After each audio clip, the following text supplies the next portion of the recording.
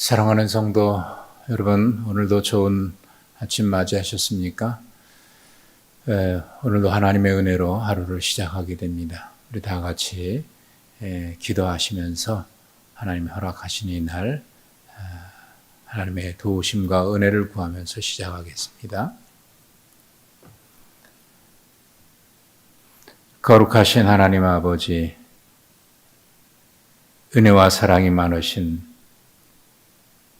우리의 아버지이신 하나님, 주님의 은혜로 오늘 우리는 이 영광스러운 아침을 맞이합니다. 또 하나님께서 우리에게 허락하신 복된 날을 맞이합니다.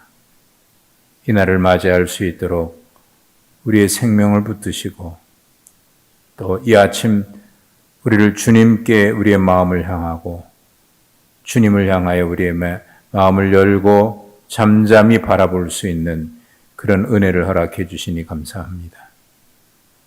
하나님, 이 세상은 온갖 거짓과 비방과 탐욕으로 가득하여 무엇이 선인지 거짓인지 알 수 없는 혼란한 시대를 살고 있습니다.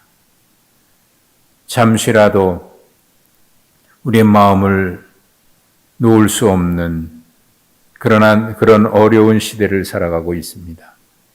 하나님, 우리의 마음이 주님께만 향하게 하시고 잠잠히 주님을 바라보므로 주님께로부터 오는 소망을 가지고 살아갈 수 있도록 붙들어 주시옵소서. 무엇보다 우리의 마음이 세상에 빼앗기지 않게 하시고 우리의 마음이 거짓에 넘어지지 않게 하여 주시고 우리의 마음이 세상의 욕망에 이끌리지 아니하도록 하나님 도와 주시옵소서. 이곳저곳에서 많은 말들이 있고 비방과 조롱과 거짓의 음모들이 가득하지만 하나님 거룩한 백성들은 진실하게 하시고 또 하나님을 잠잠히 바라보므로 주님의 선하신 뜻을 깨달아 우리에게 향하신 하나님의 선하신 뜻을 이루어갈 수 있는 주의 거룩한 백성들이 되게 하여 주시옵소서. 무엇으로도 우리를 하나님의 사랑에서 끊을 수 없는 그 사랑을 입었고 그 사랑으로 말미암아 우리에게 닥쳐오는 많은 어려운 일들을 넉넉히 이기고도 남음을 우리는 믿습니다. 그 하나님의 사랑을 오늘도 힘입어 이 거룩하고 복된 날을 맞이하오니 하나님 오늘도 승리하는 날 되게 하시고 주님 안에서 허락하신 놀라운 은혜의 분량이 얼마나 크고 놀라운지 그 영광을 보게 하여 주시옵소서. 하나님, 우리의 마음 세상을 향하기 전에 주님 앞에 엎드려 주님의 거룩하신 말씀을 대하고자 합니다. 오늘도 주의 말씀으로 우리의 심령을 새롭게 하시고 강건케 하시고 우리의 심령에 주의 풍성함으로 가득하게 하여 주시옵소서. 우리 주님 예수 그리스도 이름으로 기도하옵나이다. 아멘. 로마서 12장 9절부터 14절까지 말씀을 우리 함께 보시겠습니다.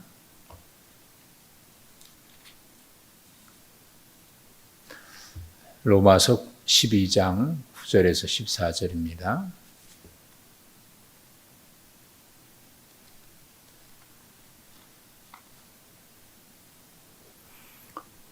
(12장 9절에서 14절) 함께 보시겠습니다.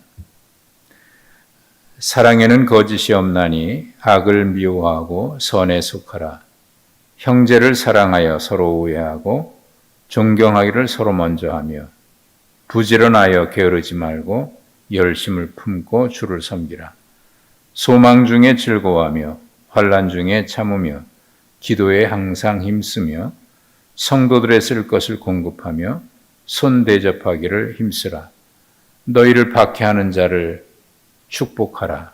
축복하고 저주하지 말라. 아멘. 오늘 이 말씀이 이 시대를 살아가는 우리에게 중요하게 해주시는 말씀입니다. 이 시대를 어떻게 살아가야 할까?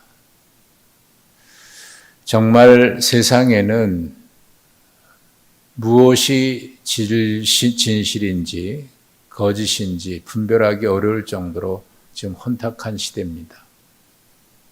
모두가 자기가 옳다고 얘기하고요. 자기 주장이 옳다고 얘기합니다. 그러나 여러분 생각해 보시면 이 세상에 하나님의 말씀, 이 진리의 말씀 외에 어디에 진실이 있겠어요? 우리가 말씀에 우리 마음을 두지 아니하면 정말 혼란스럽습니다. 그래서 말씀에 굳게 서서 이 시대를 살아가야 합니다. 로마서 12장부터는 구원받은 하나님의 백성, 하나님의 자녀들, 하나님께서 의롭다고 받아주셔서 하나님과 함께 더불어 살아갈 수 있도록 우리를 하나님의 자녀, 하나님의 백성으로 삼아주신 우리가 이 세상에서 어떻게 살아가야 할지에 대한 말씀을 주고 계십니다. 12장부터 시작이 됩니다. 어떻게 살아가야 될까? 우리 몸을 하나님이 기뻐하시는 거룩한 산 제물로 드리라는 겁니다. 영적 예배의 삶을 살라는 겁니다. 그러니까 우리 몸뚱아리 육체를 얘기하는 게 아니고 그렇게 구원받은 하나님의 백성으로서의 우리의 삶, 인격체로서의 살아가는 모든 것을 얘기합니다. 그것이 하나님 앞에 산 제물처럼 드리라는 겁니다. 이미 드려졌고요. 또 계속해서 하나님이 쓰시도록 하나님의 뜻에 합당하게 살아가는 것이 이게 영적 예배입니다. 그러니까 영과 진리로 예배하라고 하는 것은 예배에 대한 원리에 해당된다고 보면은 영적 예배라고 하는 것은 우리의 예배의 범위를 얘기한다고 할 수 있어요. 우리의 삶 전체가 예배의 범위고요. 또 예배당뿐만 아니라 우리의 모든 영역도 예배인데 예배다 그 말입니다. 삶이 동반되지 않는 예배는 하나님 앞에 올바른 예배라고 할 수 없습니다. 가인의 예배를 하나님 받지 않으신 이유는 삶이 동반되지 않았기 때문이고 아벨의 예배를 받으신 것은 삶이 동반됐기 때문에 그렇습니다. 그러면서 구체적인 예로 이 세대에 본받지 말라고 하셨고 마음을 새롭게 하라고 하셨고 그래서 변화에까지 이르는 변화를 받아서 하나님의 선하시고 기뻐하시고 온전하신 뜻이 무엇인지 분별을 하라는 것입니다. 그렇게 살아가는 데 있어서 가장 먼저 얘기하는 것이 은사의 활용입니다. 교회 안에서 또는 세상에서도 역시 포함되겠죠. 하나님이 주신 모두가 다 은사가 있는데 그 은사를 어떻게 활용해야 되나. 거기서 가장 중요하게 말씀했던 것이 뭐냐면 은혜입니다. 은혜 받은 대로. 이것이 중요한 이유는 은혜를 받았다고 하면 주신 분이 있거든요. 그러니까 은사는 은혜인데 그 은혜를 주신 분이 계시니까 당연하게 그러면 주신 분이 무엇 때문에 주셨는지 그 뜻에 합당하게 우리가 이 주신 것을 활용해야 되는 겁니다. 그리고 우리는 누구인가라고 하는 질문과도 연결됩니다. 나는 누구인가? 하나님의 은혜 받은 사람. 그러나 하나님 앞에 죄인이었던 우리죠. 하나님의 종으로 우리는 부름받은 겁니다. 바울 사도는 종, 사도 바울은 이렇게 얘기하죠. 종은 우리의 신분이고요. 사도는 직책입니다. 직책은 은혜로 주신 거고 종은 신분이에요. 주인의 뜻대로. 그리고 오늘 우리가 함께 보셨던 말씀은 여러 상황에서 우리가 살아가면서 여러 상황들을 만나게 되잖아요. 그 여러 상황들. 지금 우리의 코로나19라고 하는 이런 상황에 처할 수도 있고, 당시 교인들처럼 어떤 박해라고 하는 그런 상황에 처할 수도 있고, 평안한 가운데 처할 수도 있고, 문제없이. 우리가 살아가는 삶의 현장에 여러 상황을 말하는 거예요. 여러분은 지금 각자가 처해 있는 삶의 현장에서 또 다른 그런 어떤 고난이라든지 어려움이라든지 그런 문제를 또한 만날 수 있을 겁니다. 이것이 우리가 모든 삶의 상황이죠. 그 처한 환경입니다. 그런 여러 환경에서 우리가 어떻게 살아가야 될까 하는 것이 이제 오늘 9절부터 주시는 말씀이에요. 그 말씀에 은사에 있어서 가장 전제되고 중요한 것이 은혜라고 하는 것이었다면 여기는 사랑입니다. 사랑. 사랑이 중심입니다. 그래서 9절에서 이 말부터 시작하죠. 사랑은 거짓이 없나니 악을 미워하고 선에 속하라. 사랑에는 거짓이 없다라고 하는 이 말은요, 정확한 의미로 보면은 위선이 없다는 얘기입니다. 그러니까 가면을 쓰지 않는다라고 하는 단어거든요. 거짓이 없다는 말이. 그러니까 가면을 쓰고 속에는 다른 생각을 가지고 있는 것이 사랑이 아니라는 거예요. 그래서 그 속성은, 사랑의 속성은 선입니다. 그래서 악을 미워하고 선에 속하라 그러거든요. 가면을 쓰고 겉에는 선한 모습이나 그 가면 뒤에는 악한 모습을 가지고 있다. 이게 거짓이죠. 그 가면을 쓴 겁니다. 그러니까 이 세상에는 그런 거짓된, 위선된 사랑이 많은 거예요. 여러분, 선의 기준이나 사랑의 기준은 내가 아닙니다. 어디로 향하는지가 중요해요. 받는 사람. 예수님께서 선한 사마리아에 대한 말씀을 하셨잖아요. 누가복음 15장에. 거기서 주님이 말씀하신 질문이 누가 이 사람의 강도 만난 사람의 이웃이 되겠느냐는 거예요. 나는 저 사람의 이웃이라고 생각을 했는데 제사장이나 레위인은 다 그냥 가잖아요.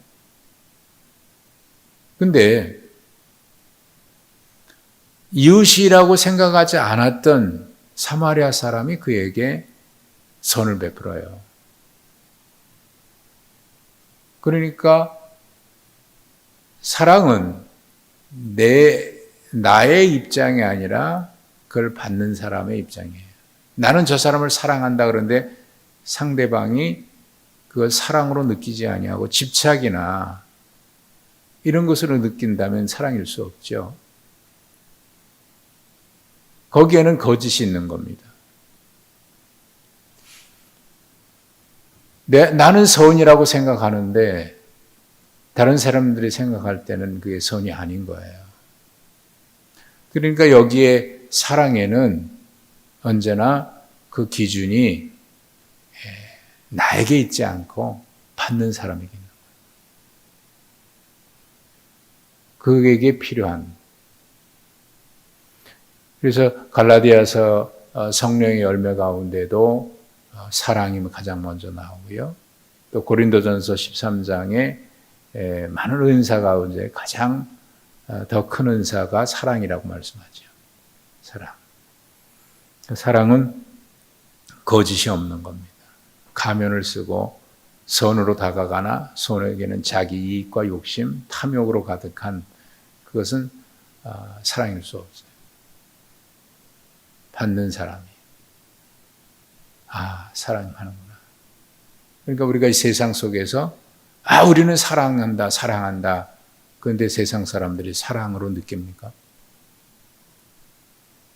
지금 이 문제, 코로나 재확산의 중심에 있는 그 문제도 생각해 보면 얼마나 많은 사람에게 그게 사랑이 아닌 피해를 줍니까? 그리스도께서는 그렇게 하지 않으셨잖아요.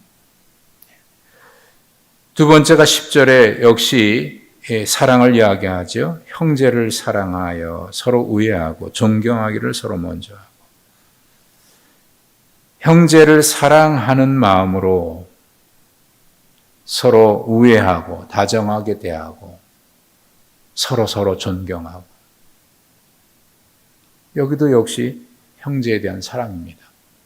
형제를 사랑하는 그 사랑으로 다정하게 대하라는 거예요. 우애하다.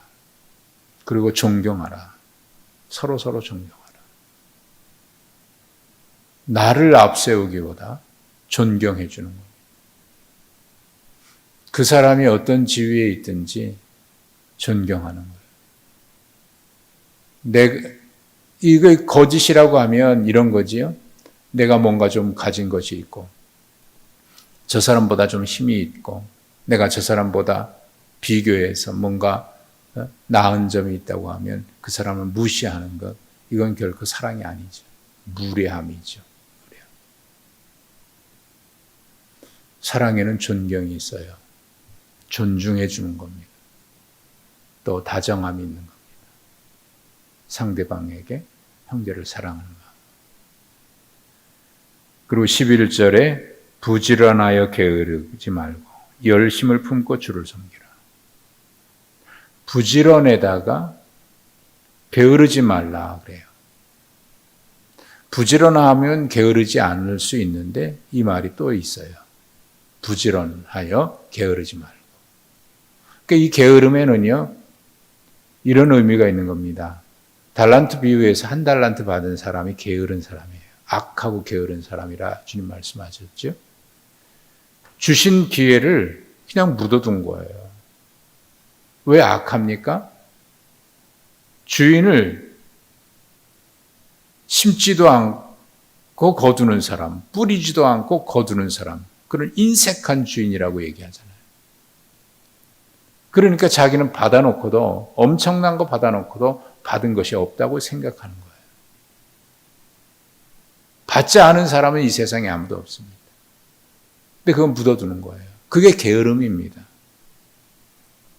그렇게 하지 말고 열심을 품고 주를 섬기라 그랬는데, 이 열심이라고 하는 말이 10장에서도 이미 언급했습니다마는 열심을 다하고 힘을 다하나 그게 올바른 지식을 따른 것이 아니다. 이게 유대인들의 죄를 지적하면서 열심을 내는데 올바른 지식에 근거하지 않은 거예요. 자기 열심인 거예요. 자기 의의에 빠져서 결국 하나님 앞에 인정받지 못해서 나는 너희들이 수고한 걸 알지 못한다. 왜냐하면 자기 열심으로 한 거고요. 자기 알아주기 위해서 자기 의의에 빠져서 한 거니까 하나님과 전혀 상관없는 열심이었다 그 말입니다. 그러니까 여기에 열심을 품고라고 하는 이 말은 그 정확한 의미가 뭐냐면 성령으로 충만함과 관련이 있어요.